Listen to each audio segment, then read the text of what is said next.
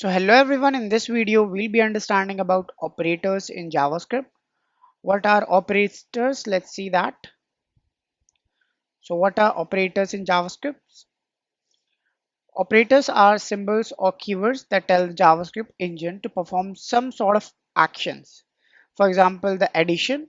For that we'll be using the plus symbol, and similarly we have greater than, less than, equal to. All these are operators. So let's see their types. The first operator type is arithmetic operators.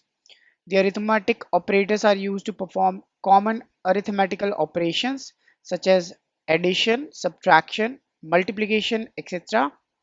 Here's a complete list of JavaScript arithmetic operators. You can see that. So this plus symbol, when you're using it on a variable, like for example, if you're using it on two variables, then it will give you the sum of all both the variables or both the numbers, you can say. So operands, you can say, basically. So operators, this operator, this plus will give you the addition, this one will give you the subtraction, this one will multiply that number by some other number, this will give you the division, and this one give you the quotient or the remainder. After dividing, then it will give you the remainder of that element. So after division, what is the remainder uh, uh, we got, that it will give you. You can see that it is giving us the example. Let's say we have one variable called x, inside that we have stored 10. Then we have the other variable which is 4. If we add plus symbol on both of these operators, or both of these variables, sorry, so if we add them, then it will give us the 14 number, because 14 is the sum of both these numbers. Similarly, we can get the subtraction.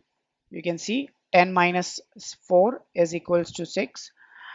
Similarly, we have the multiplication, then we have the division, and then we have the remainder. After dividing 10 by 4, we get the remainder 2 that it is giving.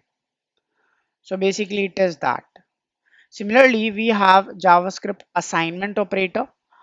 The assignment operator are used to assign values to variables. So if you want to assign some values, and if you want to add with that value as well, so you can use this. Assignment operators are, you can see, are listed here. This one is the assign symbol, you can say, equal to symbol, equal symbol, that allows us to specify the value of that variable or a particular variable. So this is equals to this one, you can see that. Plus equals add and assign. So it first adds the value and then it assigns to another variable. You can see x plus equals y means x is equals to the previous value of the x, and then we are adding the y value. Similarly, it is subtract and assign. We are adding this symbol, which means we have to assign to the x variable the previous value of the x and the y value. After subtracting, whatever we get, we have to assign that to this x variable. Similarly, it is for the other operators. We also have this string operators that we can use on strings. For example, if we have two strings, so we can easily concatenate them, or we can join them by using this plus symbol. So if we use this plus symbol on a string variable, then they will be concatenated or joined with each other. Then we also have this plus equal concatenation assignment, by which we can actually do the same thing that we were doing earlier with the variables or the numerical variables. So we were actually adding the y value to this x. Similarly, we can add the string 1 variable's value to the string 2, and then we can assign that to string 1 variable. So here you can see the example. For example, we have the string 1. which is having this hello in double quotes. By this you can get the idea that it is a string. Then we have the string 2, which is having this space world in double quotes. If we join them by this plus symbol, if they are string, if they are in the double quotes or in a single quote, then they will be concatenated. You can see they are concatenated. And now it is the result of both these concatenation, or you can say this addition. So they cannot add them because we cannot add strings, but we can concatenate them. So that is the thing it is doing. Similarly, we have string 1 plus equals string 2, which means we have to use a previous value of string 1 and add the string 2 value to it and assign back to string 1. Then we can log this string 1, which is now updated to hello world because we concatenated that indirectly. And then we assigned that result or concatenated result to this string variable or string 1 variable. Then we also have incrementing and decrementing operators. We have this pre-increment operator and then we have a post-increment operator. We also have pre-decrement and post-decrement operators. So plus plus 2 times if you add before a variable, then it will increase the value by 1 to that variable, and then it will return the value of the x. And then we have a post increment operator which returns the value of the x first, then after that, after returning, then it will increase the value by 1. So both of them are same, but in this, increment happens before returning the x variable or returning the x number or whatever it is there. In here it returns the number first, and then after returning it increments the number.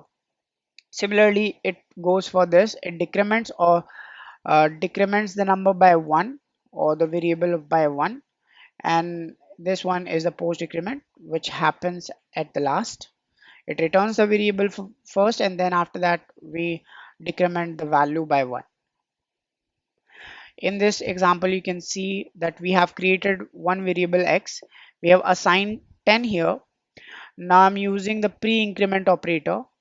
In this I've used plus plus x, which means I'll be getting 11, and in the next statement also I'll be getting the 11 because this line of code actually incremented 1 in this 10, and then it returned the value.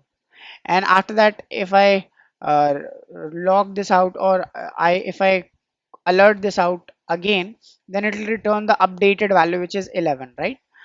But now let's say we have once again assigned 10 here, and I'm using post increment now. So first this x will be returned to this alert function, so it will return 10. So increment didn't happen before it executed this alert function and returned this x value, which is 10. And when this logged out, so we can see that it is 10. After this function execution, it incremented this variable by 1, so now it is 11 after this execution. Then we again wrote this function alert, and then you can see now it is 11 because now it was incremented by 1 because we added post increment. That's why. Similarly, it is for decrement operator, pre-decrement. It decremented the operator and returned that, and then we can also see the same result after that because it is already decremented.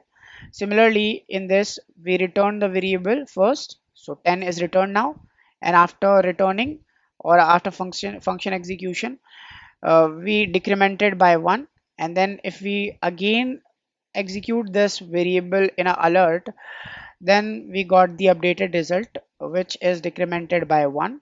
So you can see it is now 9 now. So this is how actually it works. We can also do that in practical manner when we'll be learning practically in the next video. Then we also have the logical operators which are used to compare or combine the conditional statements when we have multiple conditional statements like 5 is greater than 6 and 6 is less than 7. So we are checking both the conditional statements.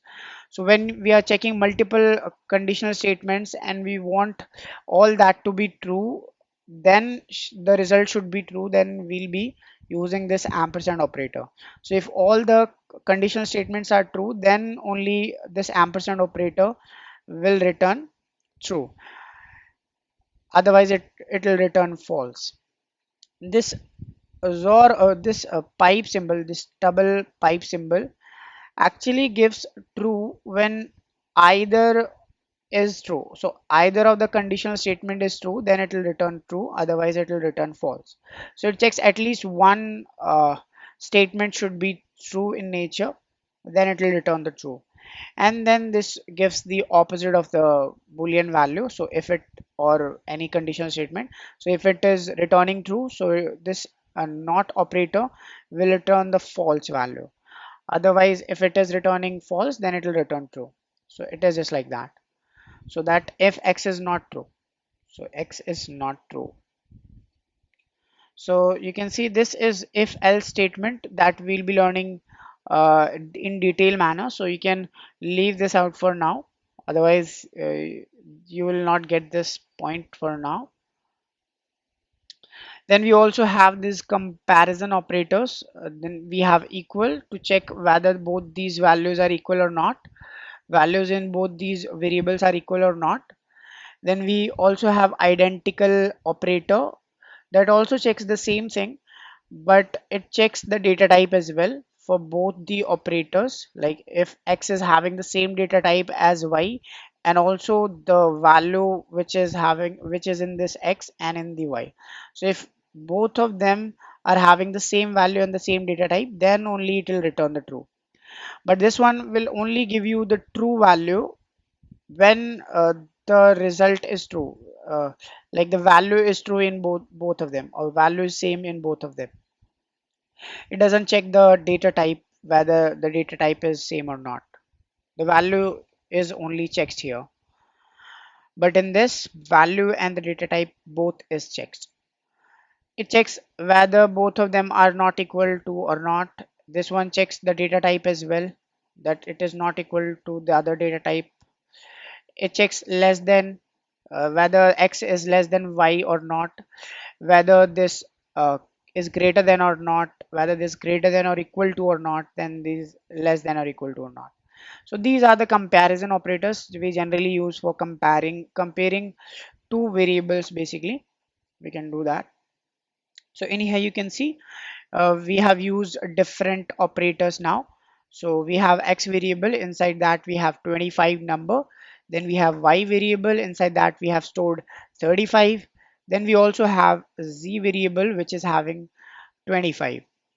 But this one is in string, not as a number. You can see this is as a number and this one is as a string because double quotes are there, remember. Now if I check with a double equal or a normal equal to operator, then you can see it is returning us true. Why is that? Because I told you that this double equal will only check the values in both of them.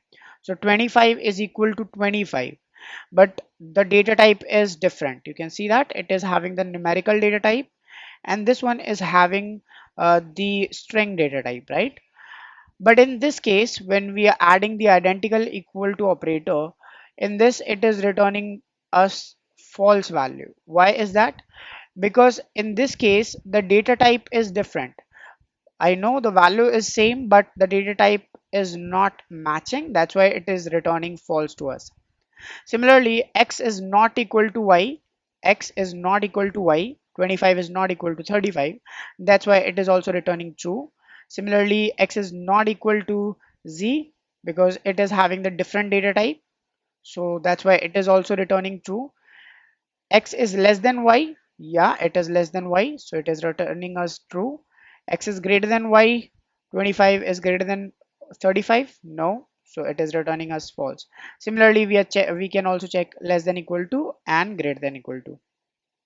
So these are some comparison operators we can use. So this is the end of the slide. Thank you for watching. Let's meet practically in the next video. Thank you for watching. Let's meet in the another one.